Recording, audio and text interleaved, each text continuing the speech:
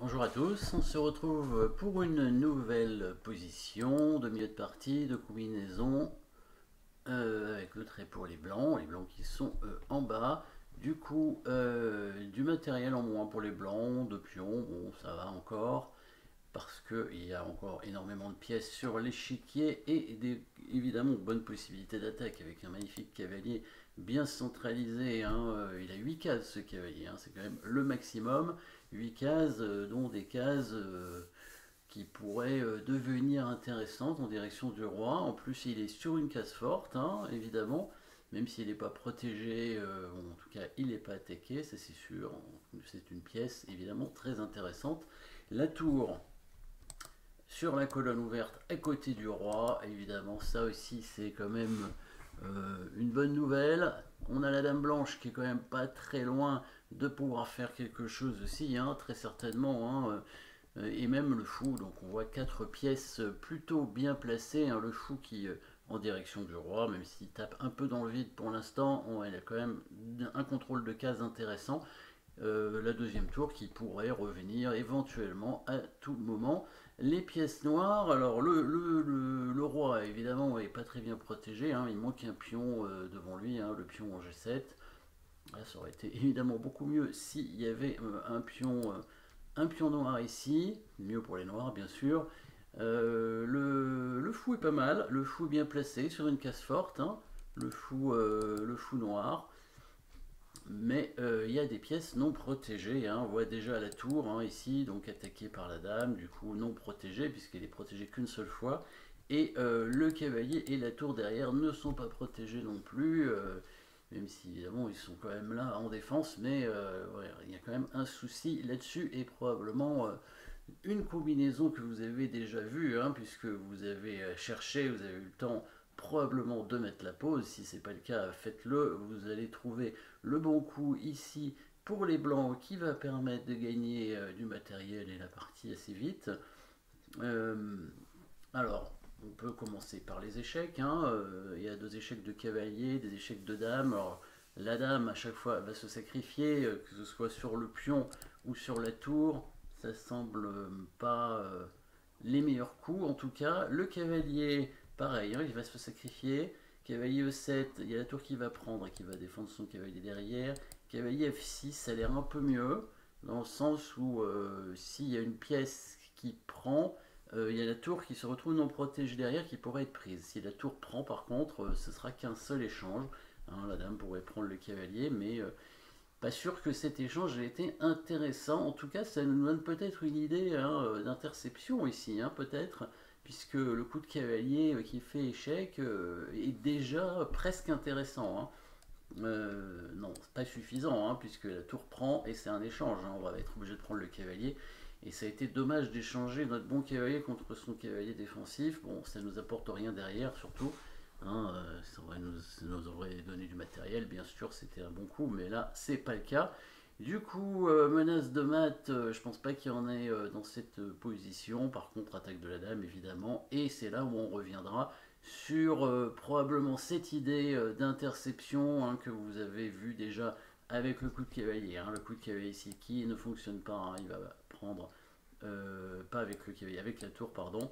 Et du coup, dame prend cavalier, on peut bouger simplement la tour par exemple ici.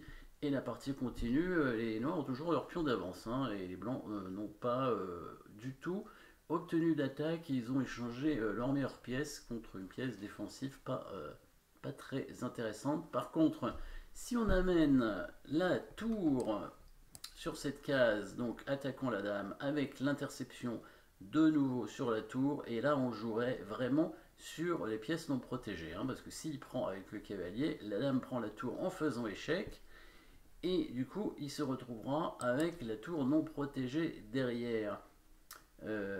S'il prend de la tour, qu'est-ce qu'on fait? Évidemment, bah oui, la fameuse attaque double avec le cavalier, hein. On voit le cavalier ici qui donnait échec, il y avait déjà une flèche, hein, puisqu'on avait regardé tous les échecs, hein, donc il y avait une flèche sur cette case. Évidemment, si la tour E6 devait bouger, hein, donc était déviée de cette rangée, de cette colonne plutôt, le cavalier venait faire échec pour faire une petite fourchette, une petite attaque double évidemment, roi-dame, ce qui fait que sur le coup, tour F6, hein, si les noirs prennent avec la tour, bah, ils perdent leur dame, et après il y a encore le cavalier qui se retrouve non protégé derrière, donc les blancs vont évidemment gagner pas mal de matériel. Donc tour F6, que peuvent faire les noirs? Ils pourraient reprendre avec le fou, hein, donc il y a plusieurs façons de reprendre. En prenant avec la dame, évidemment il perd la dame, le cavalier prend. S'il prend avec le fou, on prendrait la tour sur échec, et là il pourrait couvrir avec la dame en F7, et par la suite, qu'est-ce qu'on fait, hein, quand la dame vient en F7, il y a plusieurs coups intéressants, mais bon, on va jouer le coup le plus simple qui est de prendre le fou en faisant échec, puisque la dame ne peut pas prendre, elle est clouée, et si le cavalier prend, il y a la tour toujours en C8 qui se retrouve non protégée. Donc ici, on peut trouver à l'aide des coups forcés, ou bien en voyant l'interception et la déviation. Interception donc de la dame noire, et déviation de la tour, avec cette fourchette ici, hein. Donc plusieurs coups. Donc si le cavalier prend, là c'est le plus simple, on prend la tour sur échec et on va récupérer la deuxième tour derrière, hein, suivant ce qu'il fait, mais a priori c'est ce qui va, il va nous permettre. De toute façon la tour n'est pas protégée, hein, évidemment.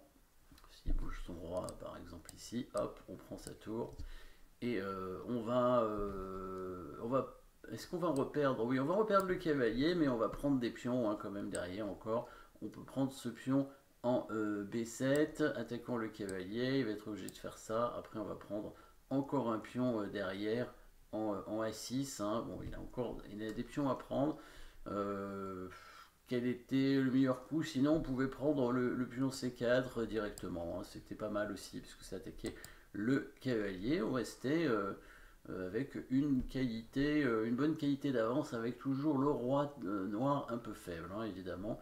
Donc, bon, c'est sa meilleure chance, hein. Il faut qu'il reprenne tout simplement du cavalier. S'il prend de la tour, évidemment, il y a la fourchette ici. Là c'est pas bon. Là, il perd trop de matériel. Il perd la dame. Hein.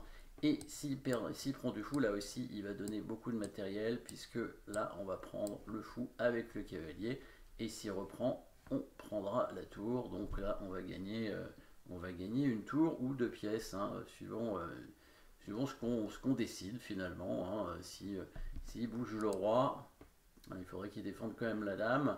S'il bouge le roi, là on peut échanger les dames et prendre le cavalier, ce qui va faire deux pièces de plus. Donc petite interception et avec une déviation pour faire une attaque double. Merci d'avoir suivi cette petite combinaison et à très bientôt.